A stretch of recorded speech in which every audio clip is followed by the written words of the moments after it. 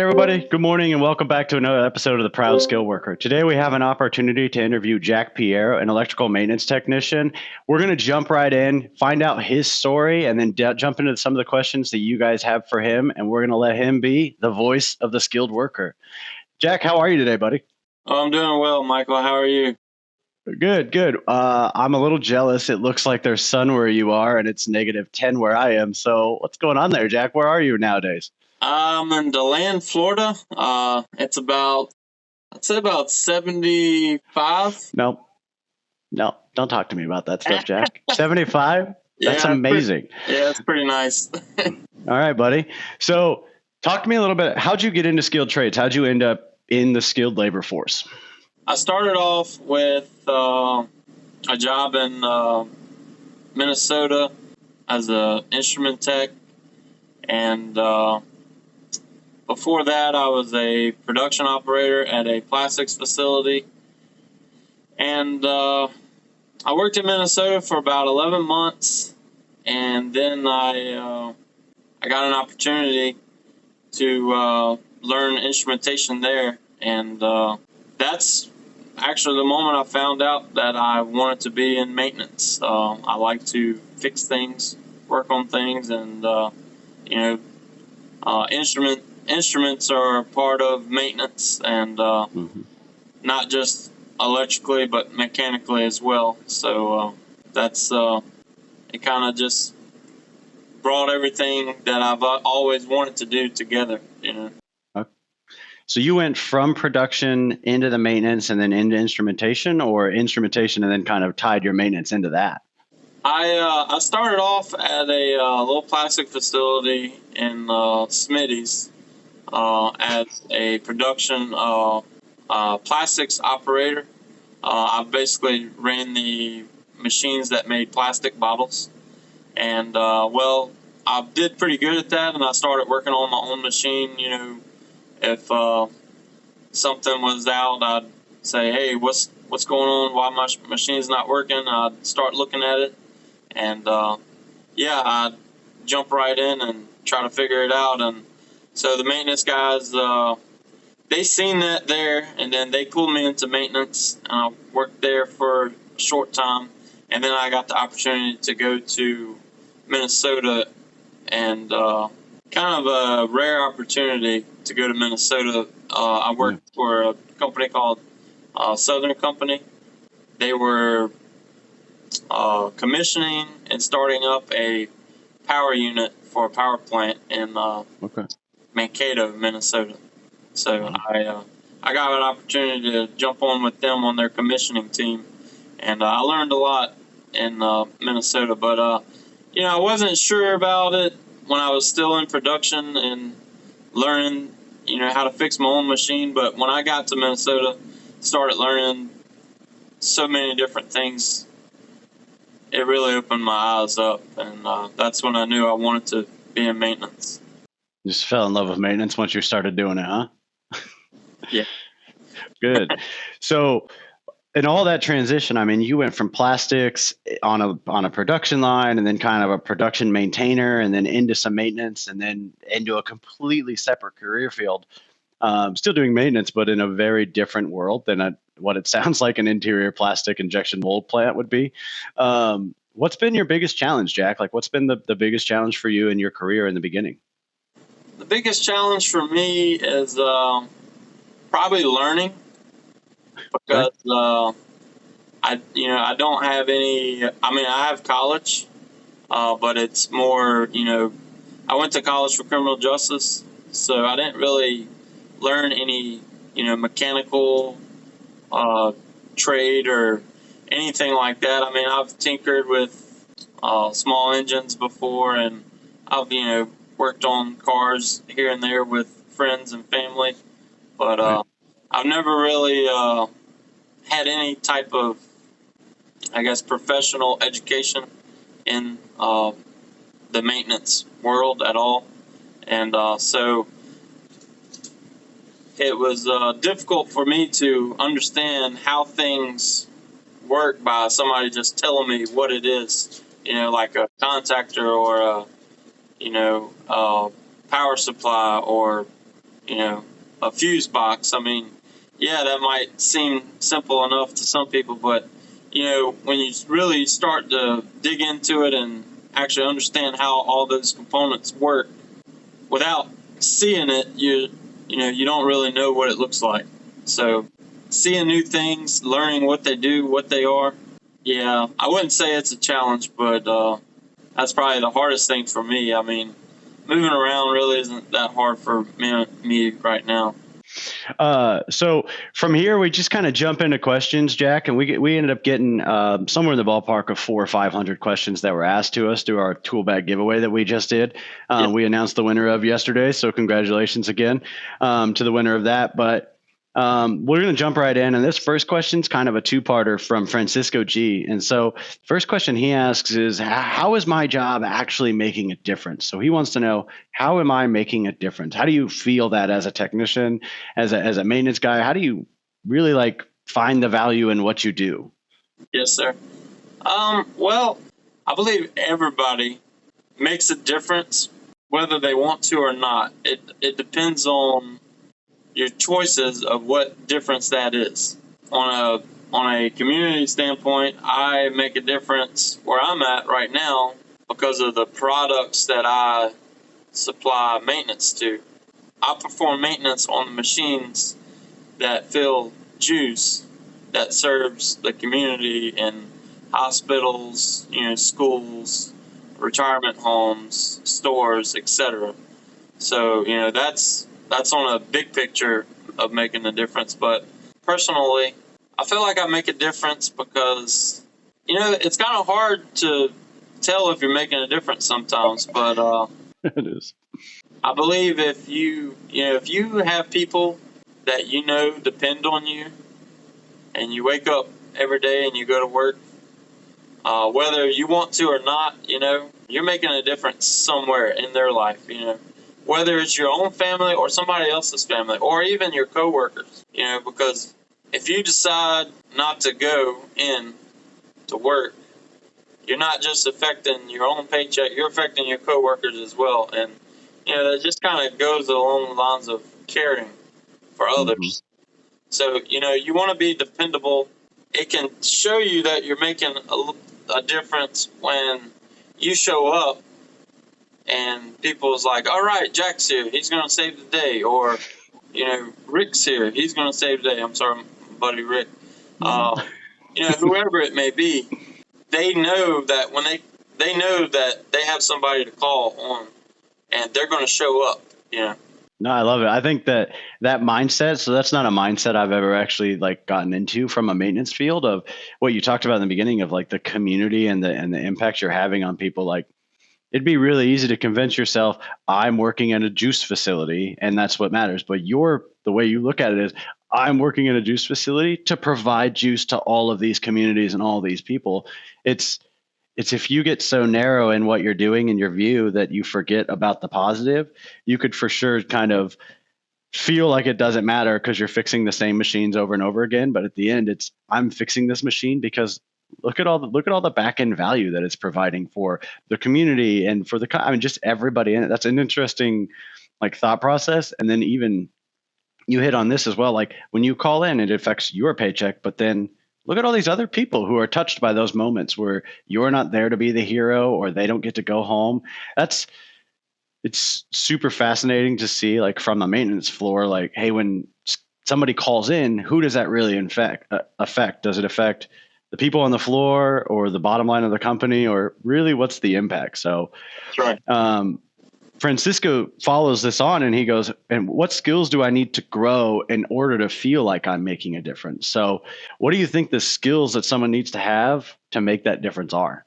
That's kind of a hard one too, but to narrow it down, I would say to stay in shape. When I say that means I would say show up, be humble, have a good attitude, be patient, and be effective. Show up, be dependable, be there when you're called upon. Show them that you're the man. If they've got a problem, you're there to fix it.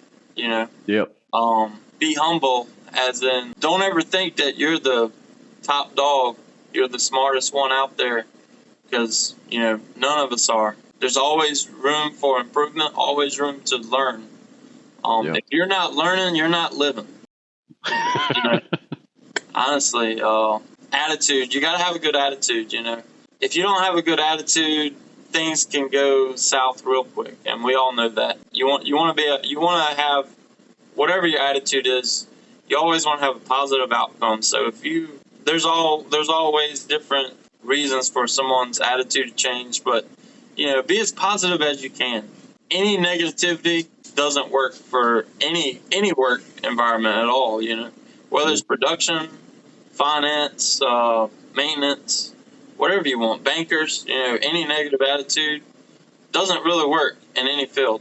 I mean, it only causes heartache and hardship. And then be patient. So patience is one thing that I feel like most maintenance people struggle with. Most maintenance people, they have a list that's like through the roof that they have to do every day, and it seems like it never gets shorter. It only grows.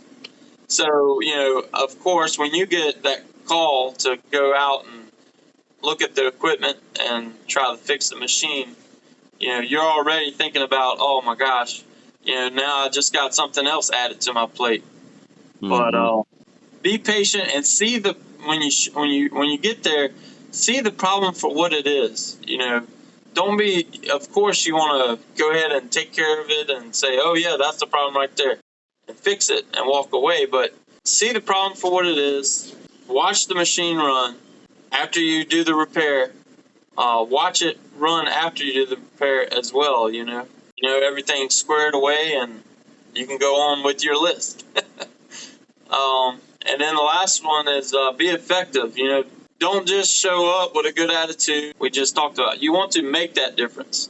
Mm-hmm. You want to get that machine fixed. You want to get their line back up and going. So don't just have the attitude of, I'm just going to go out there and tell them what they want to hear, or do something and, yeah, it might work, it might not. No, show up and act like you want to be there. You want to figure out their problem, and that goes a long ways, with anybody.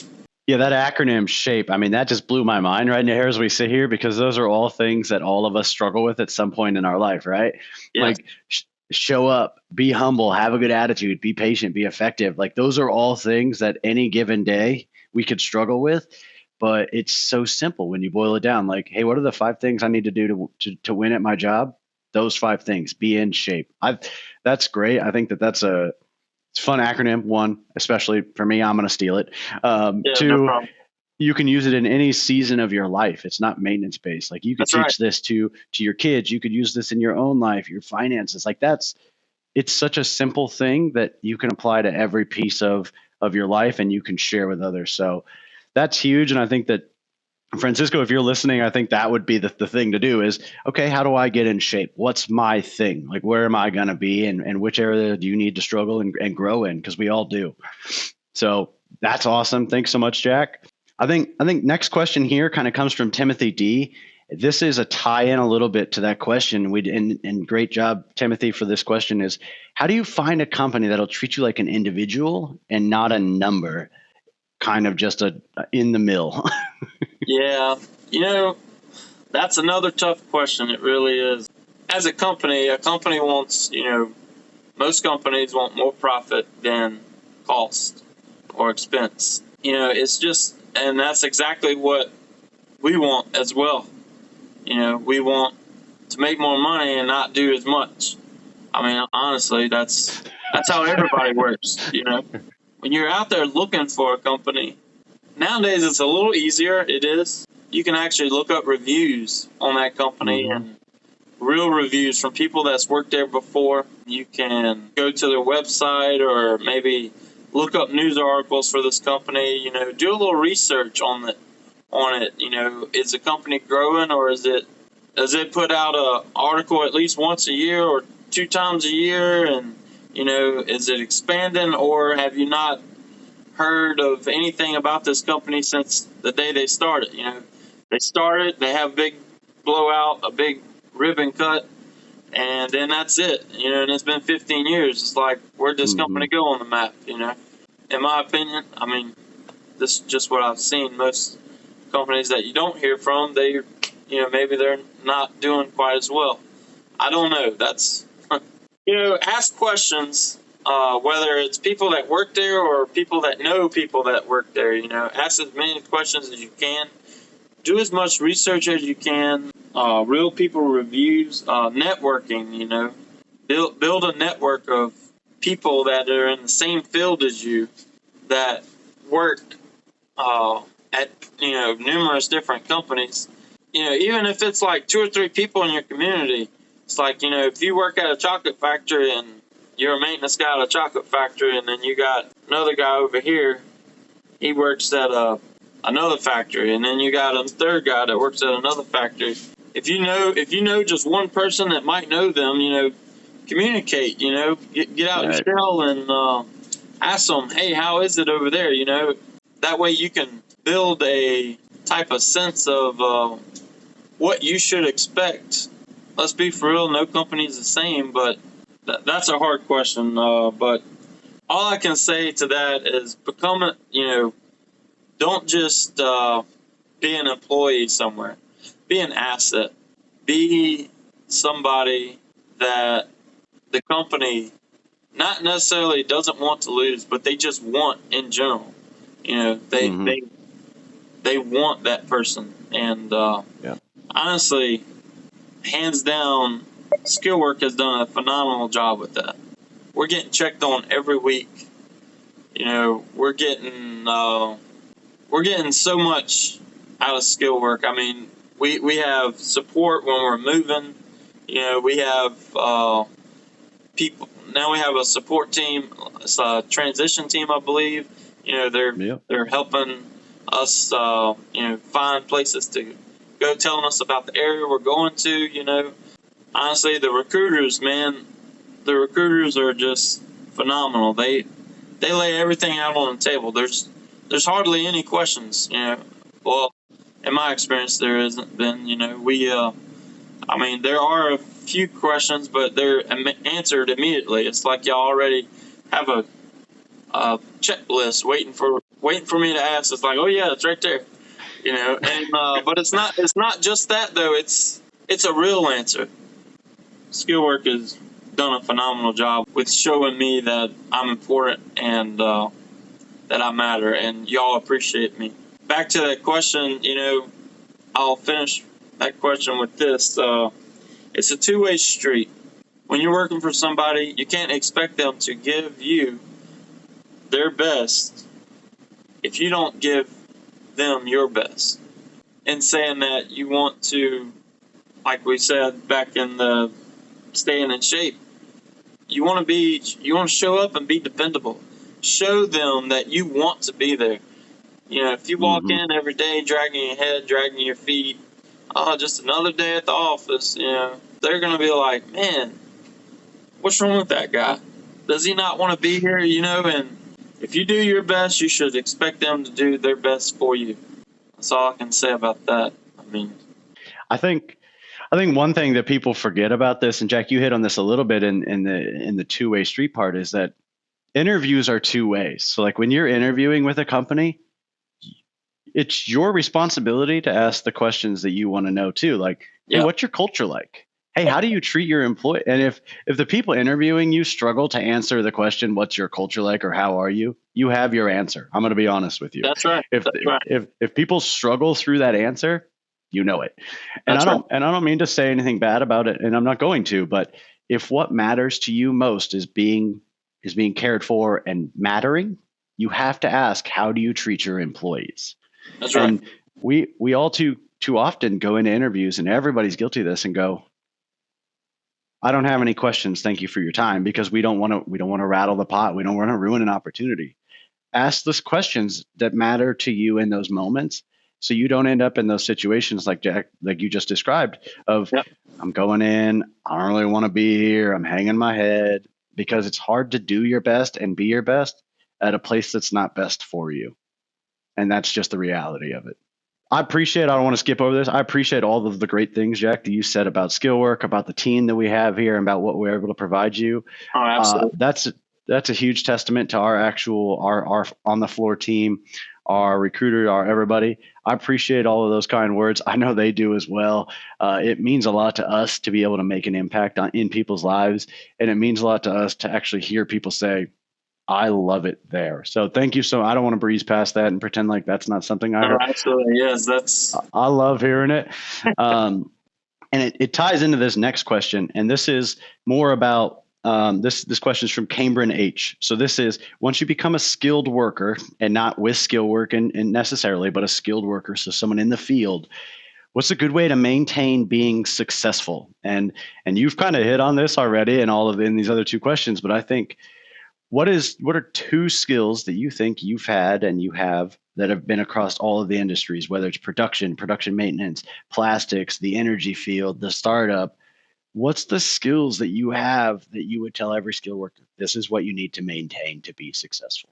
I would probably say attitude would probably be one. Back to the staying in shape thing. I honestly, I'd say that's one skill all in its own. Just to stay in shape. I mean, like you said, you can use that in any aspect of your life. So That's that's right. definitely going to help you grow right there. You want to develop a good schedule. Say stay in shape and apply what you know. I see, at the place I'm working now, they're hiring many people. There's several people that come in, and it's okay to be timid and not sure of what you know. I mean, that's normal. That's if you're constantly standing back watching other people work, other people notice. Work hard on jumping in there and getting your hands dirty, in a sense, not literally, Yep. but sometimes literally. I mean, if you're opening up a gearbox, you're going to get dirty. If it happens, it happens, right? That's right. But be forward in your job. You don't want to be sitting on the back lines watching everybody else work. First of all, you might not learn as much as you could, and Right. that was another thing I was going to say. Expect to learn something every single day. Like I said in the previous question, if you're not learning, you're not living. There's truth to that in so many different ways. I mean, we when we're kids, we learn how to be adults. When we're adults, we learn how to be kids again. So it's but as far as being a successful skill worker, I guess it depends on what you're wanting to get out of skill work. If you're wanting to find a permanent place somewhere, have a good schedule. If you're trying to stay in shape, back to that acronym, and show up, you don't want to be partying all night, till 3 a.m., 4 a.m., and have to be at work at 6. You know what I mean? Mm-hmm. Not saying that people can't do that. Hey, I know I can't, but if you just want to have a good work schedule, Yeah.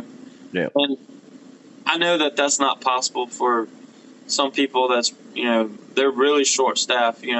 Some guys are out there pulling 16, 18-hour days, maybe 14-hour days. I understand that it's hard to have a healthy work schedule, but some type of schedule. That way, you know where you're going to be at this time, and at least you have a chance to show up for work. When you show up, that lets that company know you're dependable. That means, oh yeah, Jack's going to be here. If we don't hear our phone ring, he's going to be here. If you're looking to travel with skill work, then I would suggest be as mobile as you can. Be as mobile as possible, I guess. Me personally, me and my wife, we have an RV, and we pull her car, and it helps us go from place to place. And now I'm not saying that I'm just a traveling guru, because I mean that's not my intention, but it does help us get from plant to plant, and we're definitely looking for a place to plant roots. We just haven't found it yet. Yeah, I'd say a good schedule, stay humble, just keep expecting to learn every day, expand your skills as much as possible.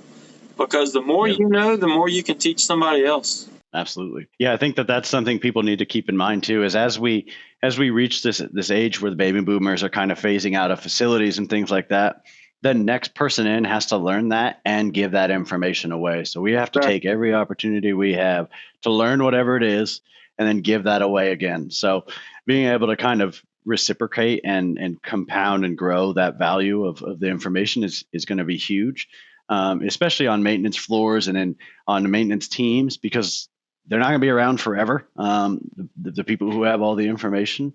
So we have to get it while we can, and we have to then give it out as much as we can. So I hear that, Jack. I mean, I hear from you, all of that, and everybody on the floor of, we're losing all of this valuable information. Go get it. Go after it. Go be bold in your maintenance career. So definitely great to hear kind of your approach and the approach on the floor. Here at the end of the podcast, what I like to do is since you're the voice of the skilled labor like movement, you are the craftsman voice right now. I want to give you a couple minutes. Like, what is something you want to tell every technician you've ever come across, every technician who may listen to this? What's one thing that, if you could have heard it 5 years ago or 10 years ago, or if you could pass something on, what's the one thing you always want to instill and impart into the next person? I would say, what I just said earlier, learn as much as you can, whether it's school or following around your senior guy at your plant. Mm-hmm. Take every word in, try to soak up every word you can hear. Let's just face it, we are the future of our country. Maintenance is. Yep. Without us, every plant in America would fall apart. Any plant in the world would fall apart. So it's up to us to keep our world going. That's right. I mean, and I'm not taking away from nobody else, but that's basically it. Though without our knowledge, things are going to fall apart. That's right. So the more we know, and that's ultimately how we make a difference. That's right. Yeah, don't ever let anybody tell you that the blue collar industry isn't still the backbone of this country. It is, and it will forever be. That's right. And so to your point, don't forget that, anybody who's listening. Everybody, thank you, Jack, so much for being on the podcast. Thanks so much for taking time out of your day and walking us through all of this. Everybody who's listening, please subscribe to The Proud Skill Worker. We're going to put out new episodes probably twice monthly. Our goal is to hear from you and have you on the show. So if you have questions, reach out. If you want to be a part of it, please contact us. We'd love to have any and everybody on the show and be candid and open about what the industry is seeing and what people are struggling with.